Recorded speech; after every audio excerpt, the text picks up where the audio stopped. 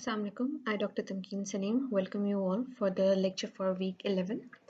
The title is How to Conduct an Interview in Education Counseling and Comprehensive Consultation Report. This is the part A, in which we will be discussing regarding interview and types of interview in education counseling.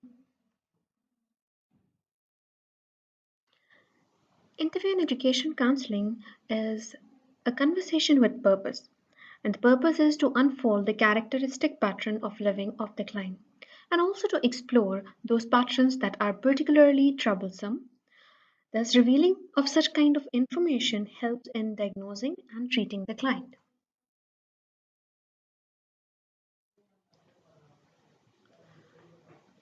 Interview, which is an assessment method in education counseling, it is not a cross examination but rather a process during which the interviewer must be aware of the client's voice intonation, rate of speech, as well as nonverbal messages such as facial expression, postures, and gestures. It is the most widely used clinical assessment method, as previously discussed as well. It's often used with several other methods like observation, like many other psychological tests that are used in order to assess the individual.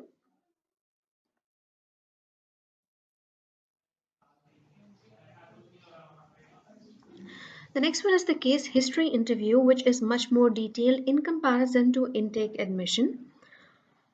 In many hospitals, the intake interview or admission interview is immediately followed by personal or social history interview that we call case history interview.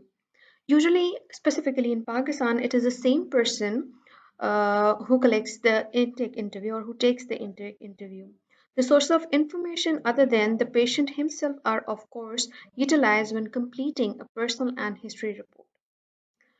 Frequently, the client does not remember or cannot go for other reasons, cannot communicate material which may have been bearing upon his or her problem.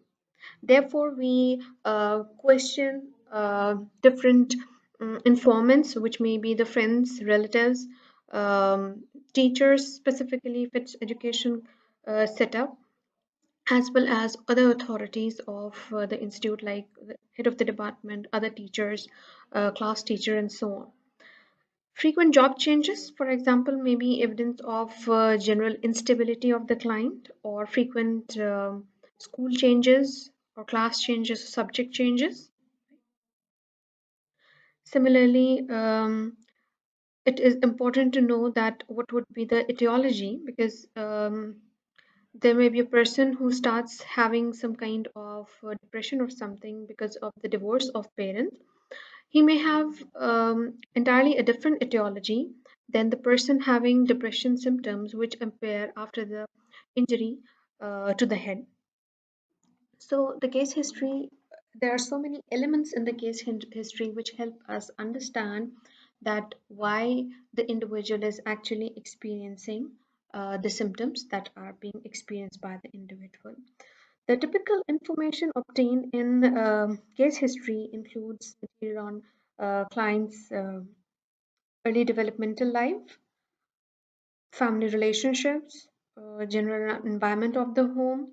Similarly, the educational background, vocational history, personality traits to some extent, habits, recreation, that is the social life of the individual.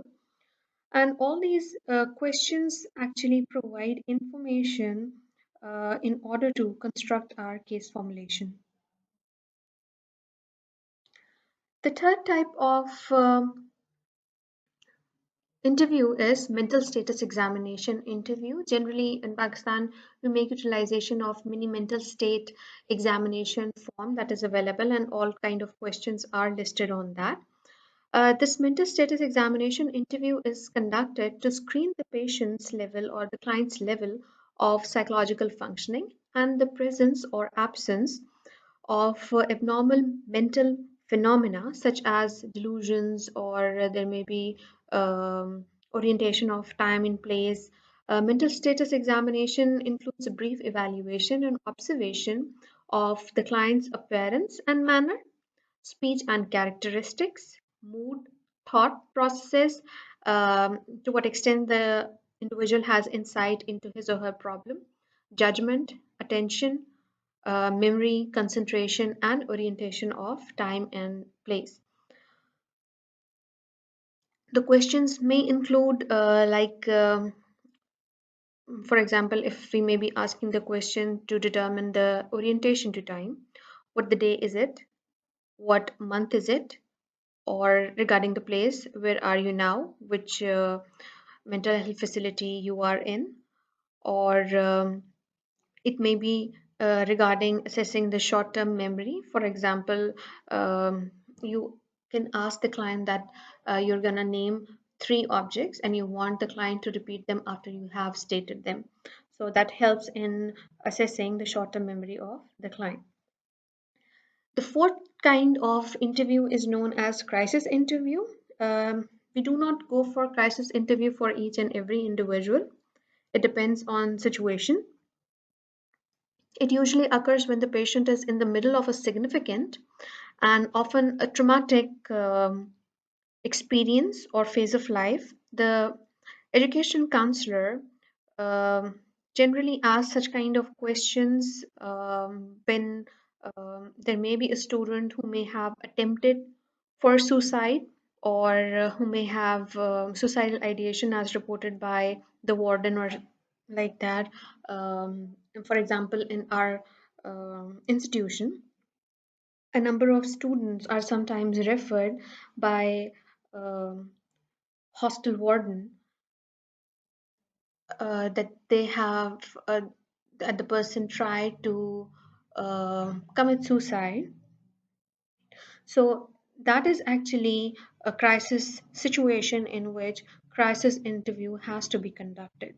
Here, the style of interview is slightly different because we need to um, get right to the point. So there is an emergency that is around. So that's why the question is slightly rapid and quicker decisions are to be taken by the counselor, whether to refer the individual to some other vicinity or what measures may be taken so the individual may not harm himself, herself, or the others.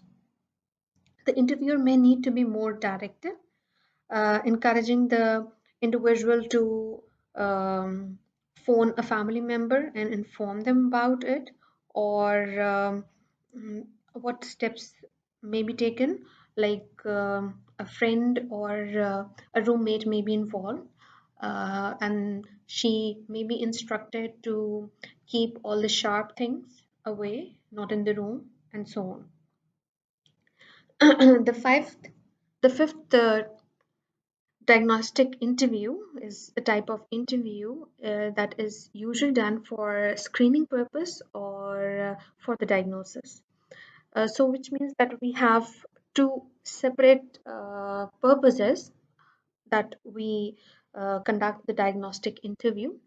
If the level of diagnostic understanding just requires a separation of fit from the unfit, that is usually done in um, job screening or a selection of a candidate for a specific education program or a specific job, there is a brief interview that is conducted with the interviewee just in order to find it out that whether the person is adjusted fit for specific duties and like for example for some kind of military job or military assignment or a specific field of study, like for example for psychology, whether the person is fit or not. In diagnostic interview, when the purpose is to diagnose an individual, it is highly specific. A detailed level of understanding is required, and it may lead to diagnostic label, categorization of diagnostic label that are available in DSM-5. So we follow DSM-5 criteria. The interviewer or the you can say the educational counselor observes the interviewee's behavior as well as noticing the context of and content of his answers.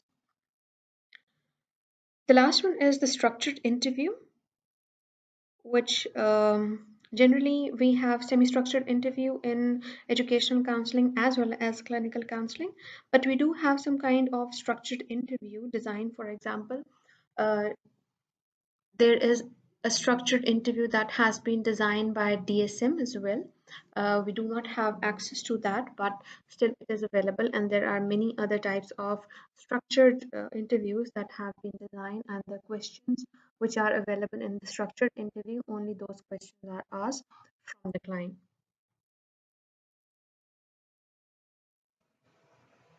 How to conduct interview. Let's focus on considering the factors that can influence interviews. Factors that influence interview. The first factor that has its own significance and importance is physical setting.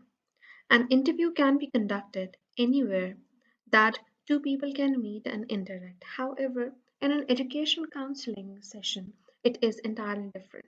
The setting has to be same every time the client and the counselor meet. The best interviewing conditions are characterized by privacy, freedom from interruption, and some control of inside as well as outside sounds. Nothing is more damaging to the continuity of an interview and development of rapport between the client and the counselor is that an interruption that may come in, for example, a ringing on cellular phone or fixed line phone, or knocking on the door and someone's enter in. It may be a staff member or a secretary or an assistant, but such kind of imperative knock on the door can bring an interruption. There may be a disclosure going on which may be disruptive because of the knock on the door. The general appearance of the room should suggest comfort and yet have professional flavor about it. Note taking and recording. For note taking and recording, always the prior permission should be sought from the client. However, it is very much significant to take the notes because there are so many clients scheduled for session in a daytime that it is not feasible for every education counselor to remember each and everything. So it is always good to jot down a few important points and then later on uh, at the end of the day or the note taking time, the counselor can elaborate the notes. So a few key phrases jotted down will help the clients to recall. However, while taking the notes, it is very important to know that you should be just jotting down the important notes. You don't have to note down all the verbatim that is stated by your client. Rapport, it's the term that we have previously used in a number of lectures in previous semester as well. And we discussed about it that in order to develop a rapport between a counselor and the counselee, it is most important to utilize the concepts and techniques that have been provided by Roger. Setting the tone right, it means that the experienced interviewers usually have a very specific kind of tone that is soft, firm, but not harsh. And they have got that through years of experience. And this tone of theirs basically sets the atmosphere and makes it more conducive to the successful elicitation of information from the client. And one of the most important thing over here is the mutual respect that has to be communicated through the tone and the pace. Good listening. Listening is always one of the most important aspect in any session, in any interview. And for that, we have often discussed regarding Solar, so I'm not repeating about Solar. Adjustment. It is significant to adjust the sequence of topics to be discussed, which may raise some level of anxiety in the client. Skills must be used in handling the pauses. It is important that we want our client to discuss whatever comes their way. But we should not be very much eager to push them to speak something, because sometimes pause may be something that the client is just thinking about it, and something very interesting and something meaningful is about to get expressed. However, if the pause goes too long or painful and it makes the client uncomfortable, it is important that the counselor may ask another question or facilitate the client with some additional cue or question. Handling the emotional scenes, many times the client starts crying, or you may have experienced the weeping episodes of the clients, or may express anger or hostility, which is in fact a sign of a good rapport, because you would not express your emotion in front of a person that you would not consider that you can talk with. So this kind of expression of emotion is basically an indication of a good rapport. However, it is the responsibility of the counselor to maintain and control the situation so that the client would not actually become more and more depressed.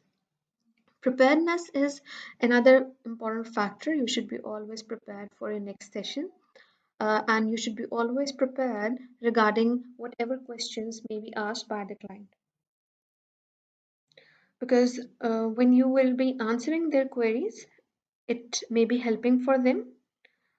And if you would not answer to their queries, there's a possibility that it may hinder the process as well as the progress of the interview.